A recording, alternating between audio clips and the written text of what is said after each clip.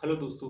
आज एक विशेष टॉपिक लेके आए हैं जिसमें मैं आपको खुद अपनी ही जर्नी शेयर करने वाला हूँ कि एसआरएफ में मेरा 1 ईयर का एक्सपीरियंस कैसा रहा, कहाँ, उसके बारे में मैं सारी चीज़ें बताने वाला हूँ, उसकी फैसिलिटी के बारे में बताने वाला हूँ, क्या उसमें जाना एक अच्छी अपॉर्चुनिटी हो सकता है नहीं, उसके बारे में भी मैं बात करने वाला हूँ। तो चलिए शुरू करते हैं, ज़्यादा समय बर्बाद ना करते हुए। सभी मैं अपने प्लेसमेंट से लेकर कॉलेज प्लेसमेंट से लेकर और वहाँ तक पहुँचने, वहाँ जॉब करने तक का पूरा बताने वाला हूँ। क्या सीखने को मिलता है वहाँ, सीखने को मिलता भी है या नहीं, वो सब मैं आज आपके साथ शेयर करने वाला हूँ। तो चलिए मैं शुरुआत करता हूँ अपने प्लेसमेंट से। सबसे पहले तो एसआरएफ में जाने के लिए क्या करना पड़ता है, क्या प्रोसेस रहता है, उसके बारे में बताऊंगा। देन हम वहाँ पहुँच के और कैसे सेटलमेंट होके सब क्या क्या फैसिलिटी हमें एसआरएफ प्रोवाइड करती है, क्या हमें खुद से करना पड़ता है, वो सब के बारे में बताने वाला हूँ। तो चलिए शुरू करते हैं।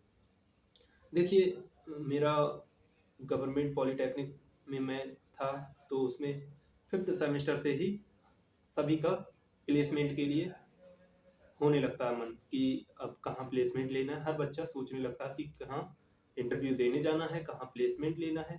सबके बारे में सबके दिमाग में थोड़ा थोड़ा चलने लगता है, मेरे भी चलने लगा था। सबसे पहले मैं JSW में 5th सेमेस्टर में ही गया था, उस पर मैंने एक वीडियो बनाई भी थी। फिलहाल उसमें नहीं हुआ था, लेकिन वहाँ से सीखने को मिला क्या कुछ होता है, कैसे हेजिटेशन को कंट्रोल किया जाता है एक इंटरव्यूअर के सामने। वो सब मैंने उस वीडियो में बताया था।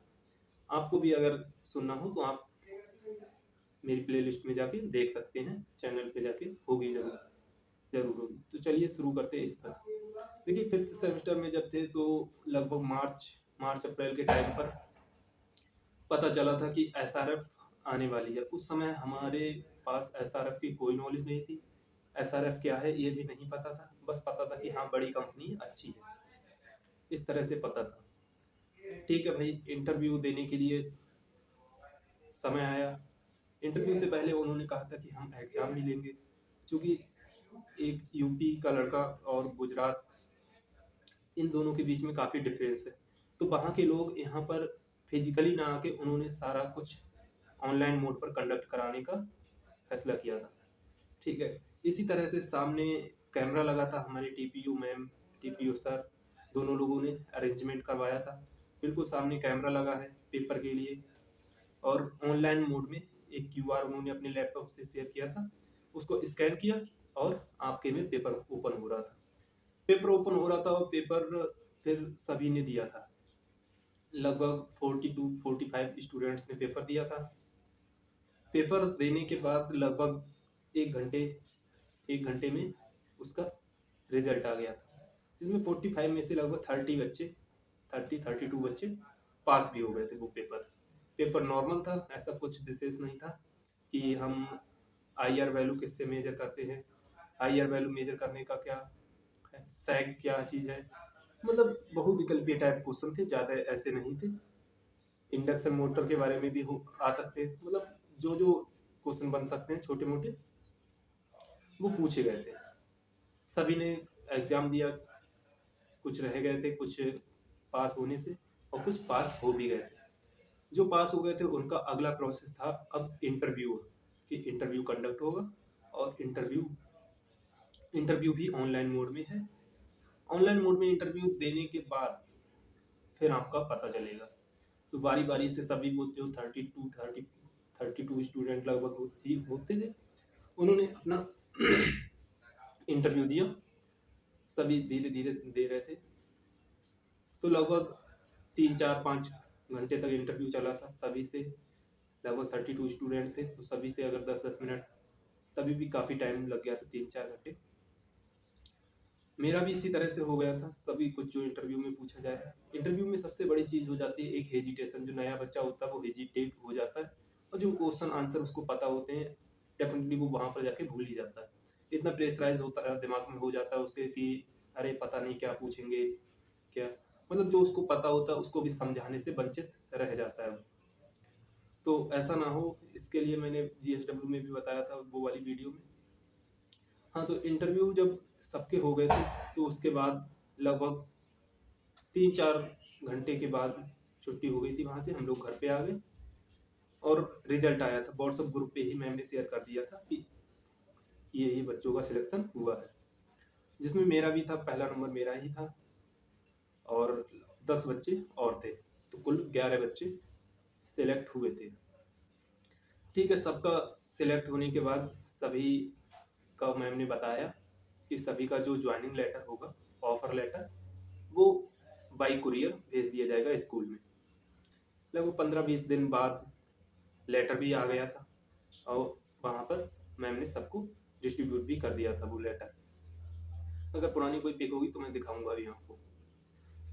लेटर हम लोगों को मिलने के बाद वहाँ पर फिर हमारी सीधे कांटेक्ट एचआर से होने लगे थे। एसआरएफ में जो एचआर थी मिस निधि सिन्हा मैम, उनसे हमारे कांटेक्ट होने लगे और व्हाट्सएप ग्रुप भी हम लोगों का बन गया था आपस में। अब मैम वहाँ से ऑपरेट करने लगी थी कि कब मेडिकल के लिए जाना है।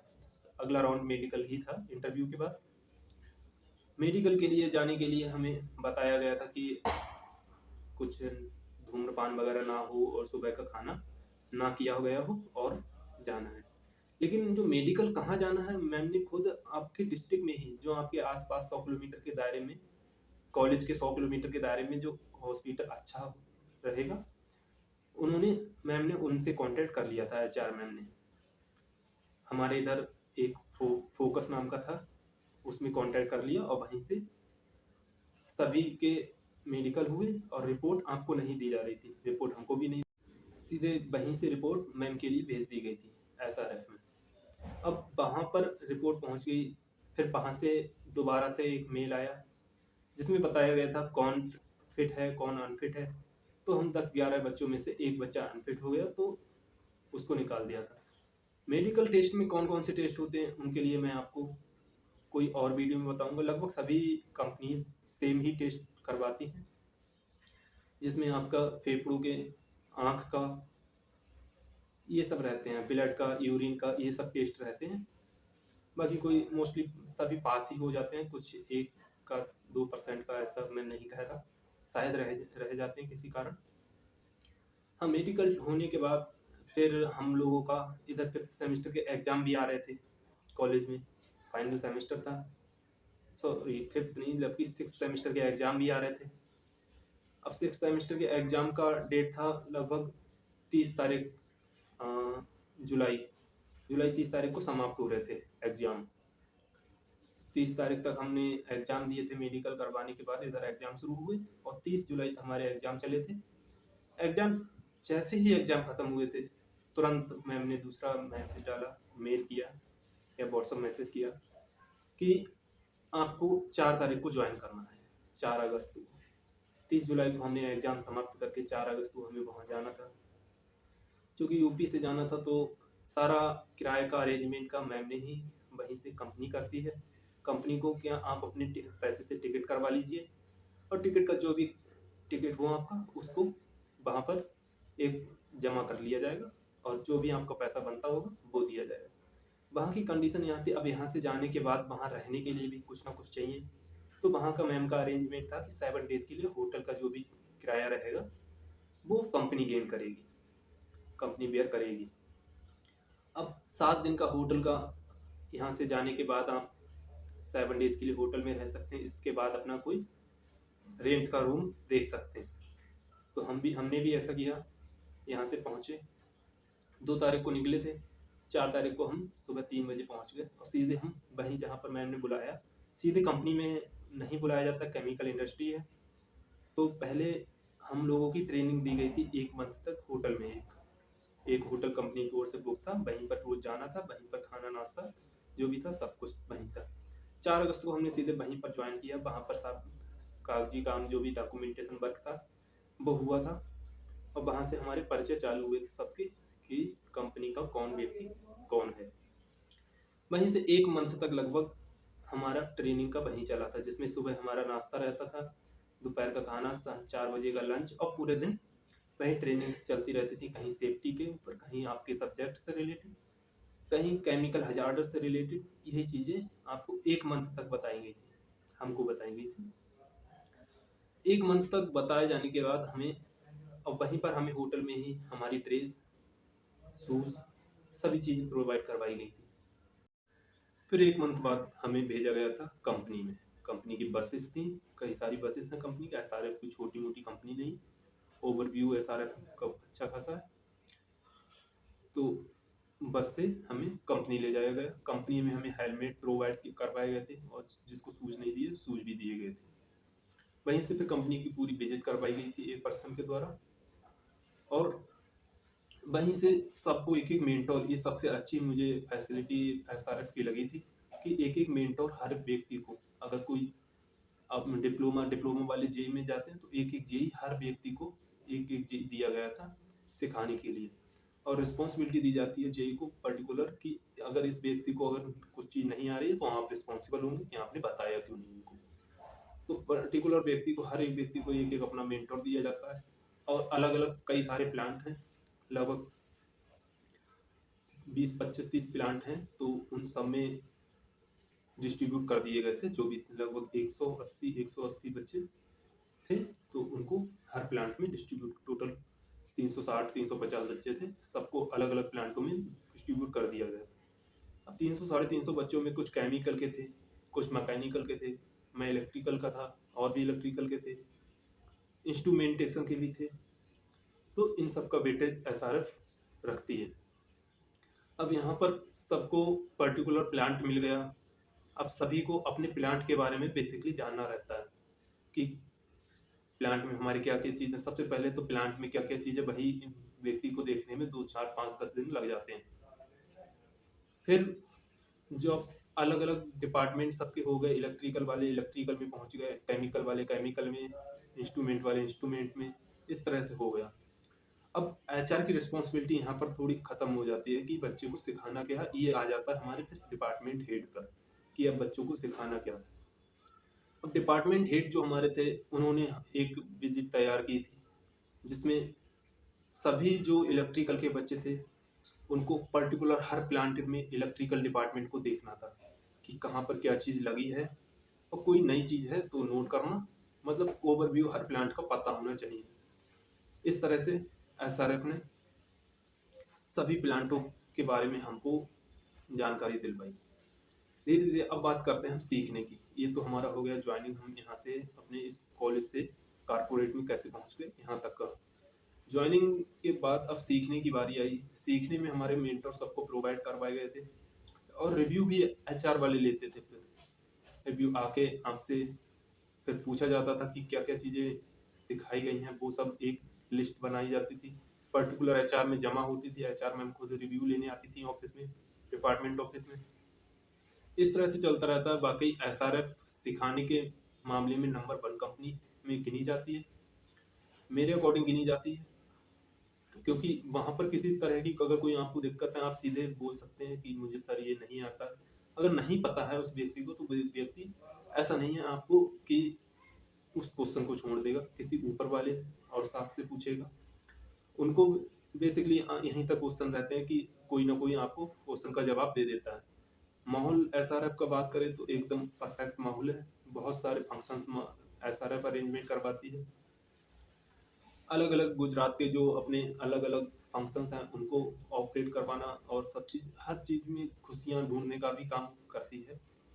बाकी जो एसआरएफ में सुबह यहाँ बस से जाने के बाद लंच, नाश्ता करना, नाश्ता करने के बाद फिर वहाँ पर जाके काम, अपना काम-धाम देखना, जो भी देखना है।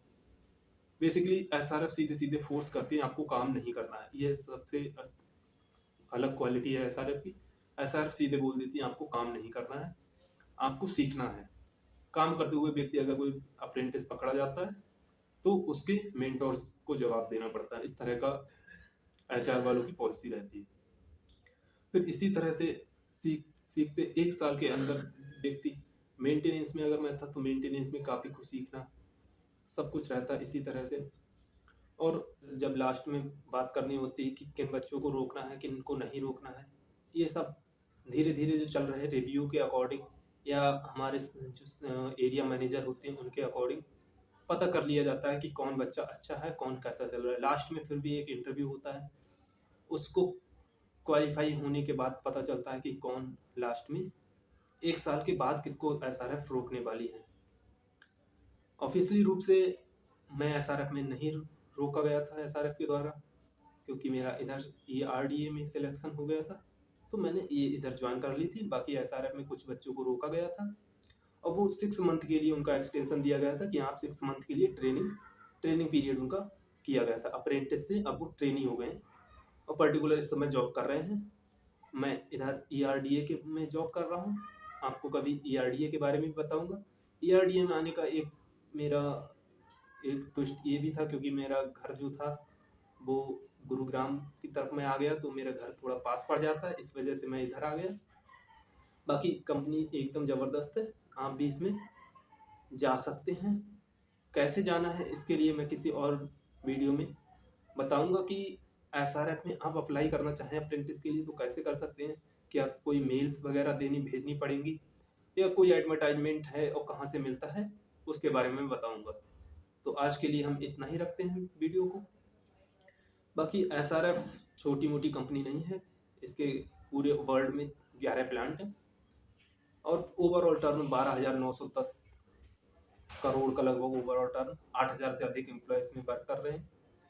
केमिकल इंडस्ट्री है, packaging, film chemical, special chemical, fluorochemicals बहुत सारे बनाती है। तो आई थिंक अगर आपको मौका मिलता है एसआरएफ में जाने का तो एक बार ज़रूर ट्राई कीजिएगा, क्योंकि डिप्लोमा वाले बच्चे को एक सबसे बड़ा कारण ये भी आ जाता है कि उस व्यक्ति को कुछ व्यक्ति ऐसे रह जाते हैं जिनको अपने डिपार्टमेंट का ही काम नहीं मिलता है। वो कहीं कंप्यूटर ऑपरेटर की जॉब कर रहे हैं, इलेक्ट्रिकल के हैं या मैकेनिकल के हैं, कंप्यूटर ऑपरेटर, किसी मशीन पर ऑपरेटर के तौर पे काम कर रहे हैं। तो मेन उद्देश्य ये हो जाता है हमें सबसे पहले अपने डिपार्टमेंट का जॉब कैसे मिले। डिप्लोमा वालों की जो कंडीशन है उस हिसाब से मैं बात कर रहा हूँ। तो सबसे बेटर हो जाता है अगर आपको एसआरएफ में आने का मौका मिल रहा है। और भी बहुत सारी अच्छी कंपनियां हैं, गवर्नमेंट भी कंपनियां हैं, उनके एग्जाम क्रैक करके भी आप गवर्नमेंट में जा सकते हैं, लेकिन गवर्नमेंट में सैलरी का थोड़ा सा कम रहता है, लेकिन सीखने को एकदम ज़बरदस्त मिलता है, तो आप ट्राई कीजिएगा। तो चलिए मिलते हैं कोई नेक्स्ट वीडियो में, तो आज के लिए इतना ही।